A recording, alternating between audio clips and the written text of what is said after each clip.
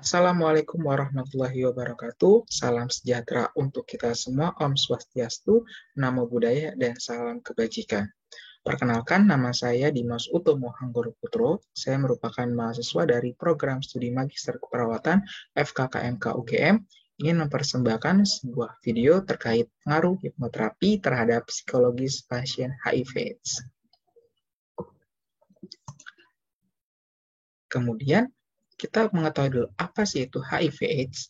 HIV atau singkatan adalah Human Immunodeficiency Virus adalah jenis virus yang menginfeksi sel darah putih yang menyebabkan turunnya kekebalan tubuh pada manusia. Sedangkan AIDS atau yang biasa disebut Acquired Immunodeficiency Syndrome adalah sekumpulan gejala yang timbul karena turunnya kekebalan tubuh yang disebabkan infeksi oleh HIV. Angka kejadian dan kematian HIV/AIDS secara global, yaitu orang dengan HIV/AIDS diperkirakan 38, juta sudah mengidap HIV pada akhir tahun 2019. Data ini didapatkan dari Badan Organisasi Kesehatan Dunia atau WHO pada tahun 2020. Sedangkan orang yang terinfeksi HIV tertinggi berada di benua Afrika sekitar 25,7 juta orang, sedangkan yang terendah berada di Pasifik Barat sekitar 1,9 juta orang. Data ini didapat dari data Kemenkes tahun 2020. Bagaimana angka kejadian di Indonesia? Angka kejadian di Indonesia yaitu kasus HIV tertinggi berada di Provinsi Jawa Timur sekitar 8.935 orang dan yang terendah berada di Gorontalo sekitar 48 orang. Sedangkan kasus AIDS tertinggi berada di Provinsi Jawa Tengah dengan jumlah 1.613 orang, sedangkan yang terendah berada di Provinsi Kalimantan Selatan dengan jumlah 5 orang. Data ini diambil dari data Kemenkes tahun 2020. Bagaimana dampak psikologis pasien HIV/AIDS? HIV/AIDS memang belum sepenuhnya diterima sebagai penyakit lain pada umumnya. Kemudian, beberapa pengobatan yang harus masuk ke dalam tubuhnya dan juga ada beberapa stigma dan diskriminasi dari masyarakat sehingga dari ketiga sumber ini bisa menyebabkan dampak psikologis bagi pasien HIV/AIDS. Kemudian, untuk menata laksananya, cara mengatasi depresi, kecemasan, dan stres adalah dengan adaptasi yang bertujuan untuk mengubah dan menerima situasi dan kondisi yang terjadi dalam kehidupan.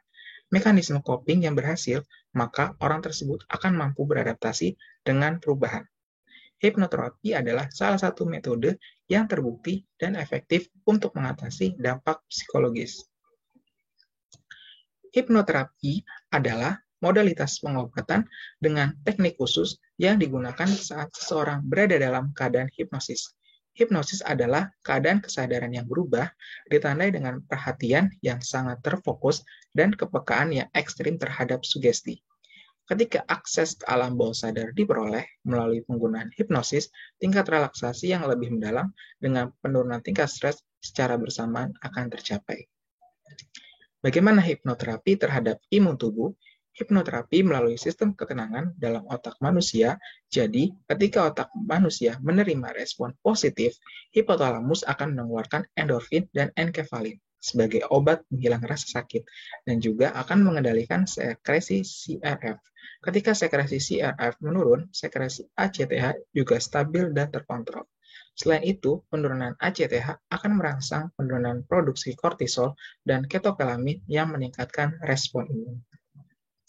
Kemudian ada beberapa manfaat dari hipnoterapi. Yang pertama adalah mengatasi kecemasan, yang kedua adalah mengatasi stres, yang ketiga adalah mengatasi insomnia, yang keempat adalah mengatasi depresi, yang kelima adalah mengatasi rasa khawatir, yang keenam adalah meningkatkan semangat dan kebahagiaan.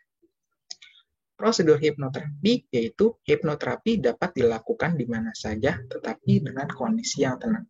Kemudian, hipnoterapi bisa melalui video ataupun audio yang diberikan instruksi hipnosis. Kemudian, dapat dilakukan selama 20 menit setiap harinya. Kemudian, beberapa penelitian yang dilakukan terkait hipnoterapi yang pertama adalah penelitian dari luar negeri, yaitu penelitian yang dilakukan oleh Viel yang merekrut laki-laki gay dengan HIV positif melakukan hipnoterapi selama 20 menit dan dilakukan di rumah setiap hari selama 6 minggu. Hasilnya menunjukkan dapat menurunkan kecemasan pada pasien tersebut. Yang kedua adalah penelitian dari Keker tahun 2015 menyatakan intervensi hipnoterapeutik sangat mempengaruhi orang dengan status HIV positif dengan dan tanpa dermatitis dan juga membantu dalam meningkatkan semangat dan kebahagiaan. Yang ketiga adalah penelitian yang dilakukan oleh Aladin dan Alibai tahun 2007 menyatakan bahwa penggunaan hipnoterapi dapat mengurangi kecemasan dan depresi. Hipnoterapi adalah terapi yang efektif untuk gejala stres seperti insomnia, ketegangan otot, dan rasa khawatir. Kemudian yang keempat adalah penelitian yang dilakukan oleh Glaser et al. Tahun 2021 bahwa hipnoterapi dapat membantu dan mengurangi efek negatif dari situasi yang sangat stres yang dialami oleh pasien dengan HIV. Kemudian penelitian di Indonesia juga ada beberapa yang dilakukan. Yang keduanya adalah pertama, penelitian oleh Setiadi et al. Tahun 2016 menyatakan bahwa hipnoterapi efektif dalam mengurangi depresi, kecemasan, stres pada pasien dengan ODA. Yang kedua adalah penelitian oleh Setiadi dan Yunita tahun 2018 menyatakan hipnoterapi memiliki efek untuk tingkat stres pada kelompok intervensi terjadi penurunan tingkat stres saat dilakukan post-test terhadap orang yang telah terdiagnosis HIV/AIDS. Kemudian, bagaimana penerapannya di Indonesia? Hipnoterapi ini dapat diterapkan di Indonesia karena terapi ini terbukti lebih efektif bila dikombinasikan dengan pengobatan, sehingga dapat digunakan sebagai terapi tambahan pada beberapa kondisi medis, terutama pada semua penyakit autoimun dan penyakit yang berhubungan dengan kekebalan. Hipnoterapi ini juga dapat dilakukan melalui media ataupun suara yang di dalamnya telah dimasukkan audio instruksi untuk melakukan hipnoterapi. Hambatannya bila diterapkan di Indonesia adalah perawat perlu mengikuti pelatihan terkait hipnoterapi agar dapat memberikan terapi secara langsung dan maksimal kepada pasien. Kesimpulannya adalah seorang dengan HIV/AIDS dapat memperoleh banyak manfaat dari hipnoterapi. Hipnoterapi terbukti lebih efektif bila dikombinasikan dengan pengobatan sehingga dapat digunakan sebagai terapi tambahan pada beberapa kondisi medis, terutama pada semua penyakit autoimun dan penyakit yang berhubungan dengan kekebalan. Sekian video dari saya, kurang lebihnya mohon maaf. Wassalamualaikum warahmatullahi wabarakatuh.